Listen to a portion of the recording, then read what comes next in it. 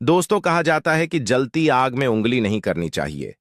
वहीं भारत ने बड़ी चालाकी से यह कदम उठाया है, जैसे कि सरकार ने पूरी योजना के साथ अमेरिका की आंखों में धूल झोंक दी हो। इस खबर की पूरी जानकारी देंगे, क्योंकि यह अमेरिका के लिए बेहद चौंकाने वाली है। अमेरिका ने रूस पर तमाम प्रतिबंध लगाए हुए हैं और भारत को भी इसके खिलाफ चेतावनी दी थी। बावजूद इसके भारत ने कुछ प्रतिबंधित वस्तुओं का रूस को निर्यात किया है। यह खबर अमेरिका के एक प्रमुख चैनल ने कवर की है। आपने देखा होगा कि हमारे विदेश मंत्री श्री एस जयशंकर, जब भी किसी अंतर्राष्ट्रीय मंच उनसे पूछा गया था कि क्या भारत के पास अपनी विदेश नीति के तहत कई देशों के साथ विकल्प हैं, अमेरिका, चीन, रूस आदि, तो जयशंकर जी ने हंसते हुए जवाब दिया था, हाँ बिल्कुल, इसमें कोई समस्या है क्या। उन्होंने आगे कहा था, अगर मैं इतना समझदार हूं कि मेरे पास कई विकल्प हैं, तो यह मेरी काबिलियत है और आपको इस पर गर्व होना चाहिए। उनकी इस प्रतिक्रिया ने स्पष्ट किया कि भारत अपनी स्वतंत्र विदेश नीति का पालन करता है और अपनी बुद्धिमानी से कई देशों के साथ संबंध बनाए रखता है। ऐसे भी इस समय भारत कैसे इजराइल का सहायता कर रहा है। अपनी कुशल कूटनीति से इन सभी बातों को लेकर इस वीडियो में आसान शब्दों में आपको बताने वाले हैं। लेकिन आगे बढ़ने से पहले इस वीडियो को एक लाइक करके चैनल को सब्सक्राइब जरूर कर लीजिए। हालांकि यूक्रेन के संघर्ष के बीच भारत का रूस के साथ संबंध अमेरिका को खटक रहा था। जब प्रधानमंत्री मोदी पुतिन से मिलने गए तो डोनाल्ड लू ने अपने देश में कहा था, हमने भारत को किसी भी नए एग्रीड पर हस्ताक्षर करने से रोका है। प्रधानमंत्री मोदी पुतिन से मिले जरूर, लेकिन कोई नई डिफेंस डील या बड़ा समझौता नहीं हुआ। यह बयान सुनकर ऐसा महसूस हुआ कि जैसे अमेरिका सोचता है कि वह भारत के निर्णयों को नियंत्रित कर सकता है, लेकिन हकीकत यह थी कि भारत उस समय रूस से कुछ नया खरीद नहीं रहा था, बल्कि कुछ चीजें रूस को निर्यात कर रहा था, जो कि अमेरिका के लिए एक बड़ा झटका था। मुद्दा यह नहीं था कि भारत रूस से क्या खरीदने वाला है, बल्कि असली बात यह थी कि रूस को भारत से क्या चाहिए और हम उसे बेचकर मुनाफा कैसे कमा सकते हैं। यह स्थिति तब साफ होती है जब हमें पता चलता है कि अमेरिका ने पहले ही भारत से कहा था कि रूस की यात्रा उनके हितों के खिलाफ है और भारत को वहां नहीं जाना चाहिए था। लेकिन भारत ने अपनी कूटनीति का एक नया रास्ता निकालते हुए तेल के बदले प्रतिबंधित वस्तुएं रूस को बेचकर दोनों पक्षों को लाभ पहुंचाया।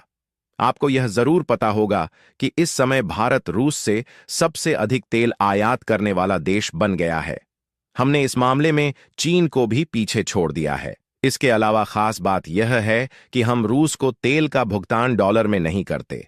डॉलर में भुगतान करने का कोई फायदा नहीं होता, क्योंकि रूस खुद पर लगे प्रतिबंधों के कारण डॉलर को आसानी से उपयोग नहीं कर सकता। इसलिए हम रूस को भुगतान अपने रुपए में करते हैं। हालांकि रुपया अंतर्राष्ट्रीय मुद्रा नहीं है, फिर भी हम इसे रूस को दे रहे हैं। रूस इस रुपए को बेलारूस या किसी और देश में खर्च नहीं कर सकता।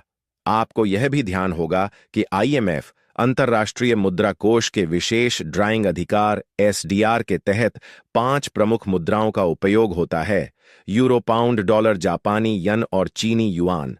लेकिन रुपया इनमें शामिल नहीं है, और फिर भी भारत रूस के साथ अपनी व्यापार नीति को सफलतापूर्वक लागू कर रहा है, जिससे दोनों देशों को फायदा हो रहा है। इस पूरी प्रक्रिया में भारत का नाम तो सीधे तौर पर सामने नहीं आता, लेकिन फिर भी हम रूस को अपने रुपए में भुगतान कर रहे हैं।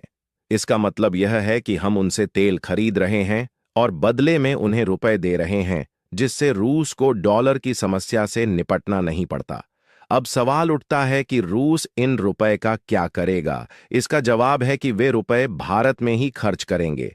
रूस से तेल लिया, भुगतान रुपए में किया, और अब रूस से कहा, आपके पास कोई और विकल्प नहीं है तो हमारे यहां से ही सामान खरीदें, क्योंकि रूस के खिलाफ 200,000 से ज्यादा प्रतिबंध लगे हुए हैं और वैश्विक स्तर पर बहुत से देश उनसे व्यापार नहीं कर सकते।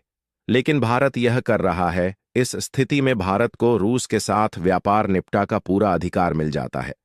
रूस के विदेश मंत्री सर्गेई लावरोव भी इस बात को पहले कई बार कह चुके हैं कि भारत के साथ व्यापार बहुत महत्वपूर्ण है। भारत एक ऐसा देश जो हर परिस्थिति में खुद को ढाल सकता है। न केवल अपनी अर्थव्यवस्था को मजबूती दे रहा है, बल्कि रूस के साथ भी एक अनोखा व्यापारिक संबंध बना रहा है जो अन्य देशों के लिए मिसाल बन सकता है। यह समस्या रूस के लिए हमेशा सिरदर्दी का कारण रही है, क्योंकि अब उन्हें भारत से मिले रुपए का इस्तेमाल वहीं करना पड़ता है। भारत ने इस स्थिति का बहुत ही चतुराई से फायदा उठाया। पहले तो तेल खरीदा और भुगतान रुपए में किया, फिर उसी रुपए से रूस को कहा, अब आप इससे हमसे सामान खरीदें। रूस ने पूछा, क्या सामान? और भारत ने जवाब दिया, तुम्हारे पास जो जरूरत है बस बताओ, हम सब कुछ बेच सकते हैं। हद तो यह हो गई कि भारत ने रूस को वेपन्स के लिए जरूरी सेमीकंडक्टर्स, सर्किट्स और अन्य उपकरण यहां से तैयार करके भेज दिए। एक तरफ रूस दुनिया भर के प्रतिबंधों से जूझ रहा है और दूसरी तरफ दुनिया भारत पर नजर रख रही है कि कहीं हम रूस से और हथियार ना खरीद ले, क्योंकि भारत की मिलिट्री का एक बड़ा हिस्सा रूस पर निर्भर है। लेकिन भारत ने रणनीति बदल दी और कहा, रूस, तुमने बहुत सारे हथियार इस्तेमाल किए। यूक्रेन के खिलाफ युद्ध लड़ते लड़ते 3 साल होने वाले हैं। तुम्हारे पास भी गोला बारूद खत्म हो रहे होंगे और तुम्हारे हवाई जहाजों को भी रख रखाव की जरूरत होगी। भारत ने बड़े ही सधे तरीके से रूस की जरूरतों का फायदा उठाकर अपने उत्पाद बेचना शुरू कर दिया, जिससे दोनों देशों के बीच व्यापारिक संबंध और भी मजबूत हुए। अगर रूस को मिसाइलों या अन्य उपकरणों में किसी प्रकार की तकनीकी दिक्कतें आती हैं, तो भारत ने बड़ी ही चालाकी से उन्हें अपने आवश्यक कच्चे माल की आपूर्ति करनी शुरू कर दी है। आपको जानकर हैरानी होगी कि रूस को अपनी मिलिट्री डिवाइसेस पोर्ट की जा रही है। एक मीडिया रिपोर्ट्स के अनुसार भारत रूस को प्रतिबंधित तकनीकी सामानों का दूसरा सबसे बड़ा आपूर्तिकर्ता बन गया है। चीन तो पहले से ही मैन्युफैक्चरिंग हब के रूप में जाना जाता है, लेकिन भारत का इस लिस्ट में दूसरा स्थान हासिल करना काफी बड़ी बात है। इस चीज को देखकर बड़े बड़े देश भी सोच में पड़ चुके हैं कि आखिर भारत ऐसा कैसे कर सकता है। भारत ने यह मुकाम कैसे हासिल किया जो कल तक भारत दूसरे देशों पर आश्रित था, किसी भी हथियार, किसी भी वेपन्स के लिए आज। लेकिन भारत खुद के मैन्युफैक्चर करके हथियार डेवलप कर रहा है। आखिर भारत के पास ऐसी तकनीक आई तो आई कहां से, और जो भी कच्चा मटेरियल है वह भारत के पास कहां से आ रहा है?